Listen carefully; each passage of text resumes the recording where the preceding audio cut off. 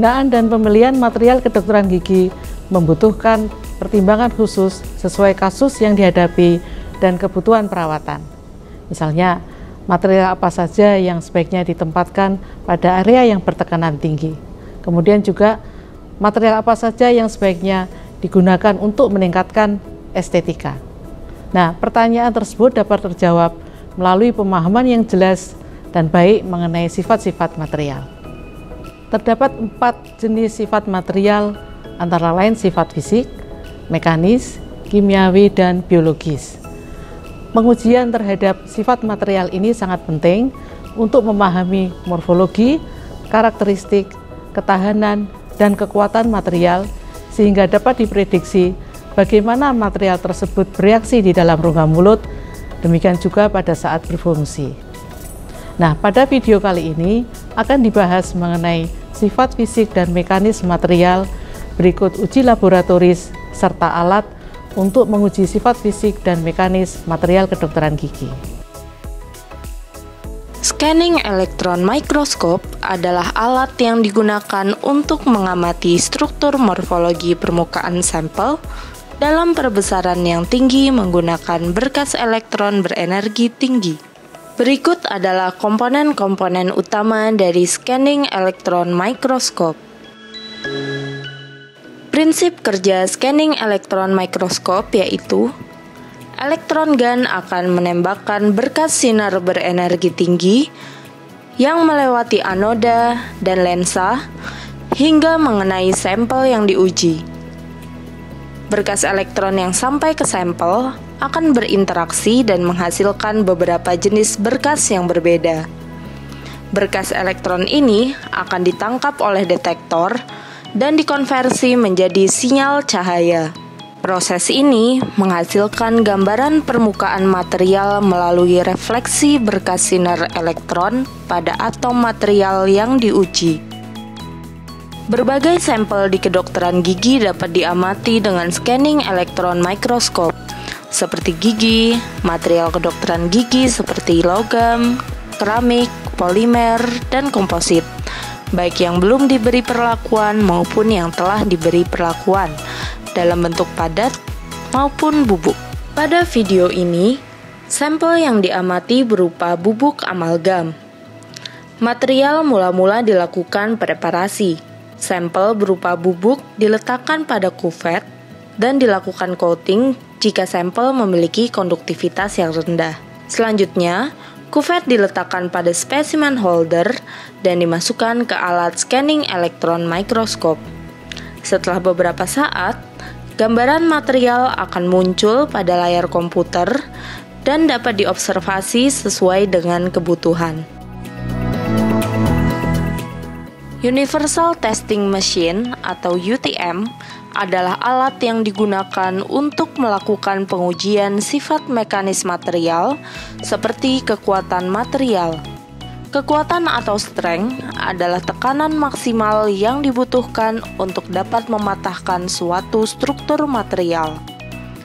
Terdapat beberapa jenis kekuatan dasar material, antara lain flexural strength, tensile strength, compressive strength, shear strength, dan sebagainya. Pada video ini, akan dilakukan simulasi pengujian flexural strength dan tensile strength material. Pengujian kekuatan flexural menggunakan sampel panjang yang ukurannya berbeda-beda untuk setiap jenis material yang digunakan. Sampel diletakkan di tengah penampang alat dengan 2 penahan. Diberi beban pada bagian tengah sampel atau 3-point bending hingga sampel patah. Gaya maksimal yang dapat ditahan oleh sampel sebelum patah menunjukkan kekuatan flexural yang ditampilkan pada layar komputer. Untuk menguji tensile strength atau kekuatan tarik, sampel material diletakkan di antara 2 holder yang menarik sampel dengan arah berlawanan hingga sampel putus. Gaya maksimal sebelum sampel putus menunjukkan tensile strength yang muncul pada layar komputer.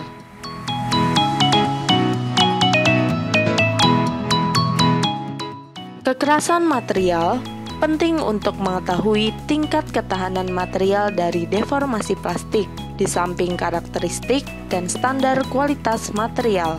Terdapat dua jenis uji micro hardness, yaitu Vickers dan Knuth, dengan load yang berbeda-beda tergantung material yang diuji. Prinsip kerja micro hardness test yaitu sampel diletakkan di bawah indenter.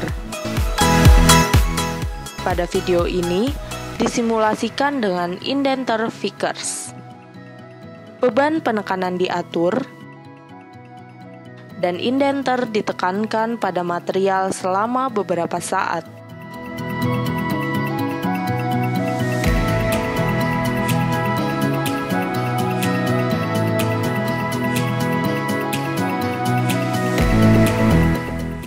Bekas tapak tekan pada permukaan material diukur untuk menentukan nilai kekerasan.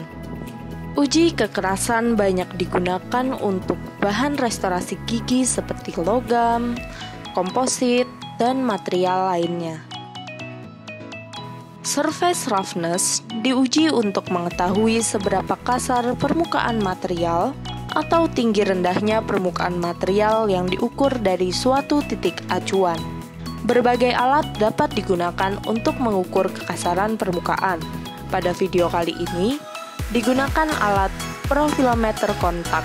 Mula-mula, sampel dilakukan fiksasi. Kemudian, stylus berbentuk diamond dikontakkan pada sampel dan akan memberikan sinyal pergerakan ketika bergerak di sepanjang garis lurus pada permukaan sampel yang diuji. Nilai pengukuran akan muncul pada monitor yang dinyatakan dengan satuan mikrometer.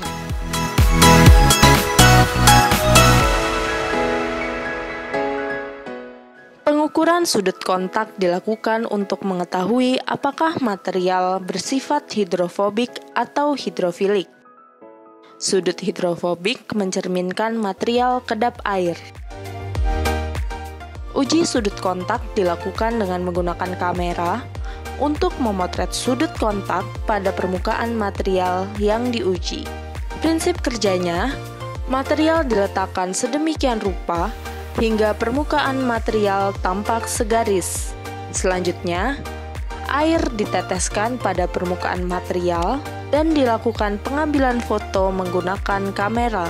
Kemudian, hasil pengujian dilakukan pengukuran sudut kontak antara permukaan dan air yang diteteskan. Material yang memiliki sudut kontak besar, yaitu lebih dari 90 derajat, memiliki permukaan yang hidrofobik dengan daya adhesi dan wettability yang rendah. Sebaliknya, jika sudut kontak kecil atau kurang dari 90 derajat, material memiliki permukaan hidrofilik dengan daya adhesi dan wettability yang lebih tinggi.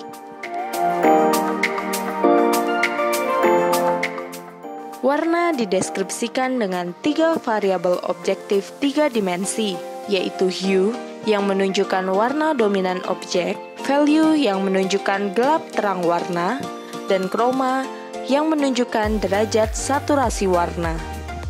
3 dimensi warna ini dapat dikuantifikasi, salah satunya dengan parameter CIE-LAB.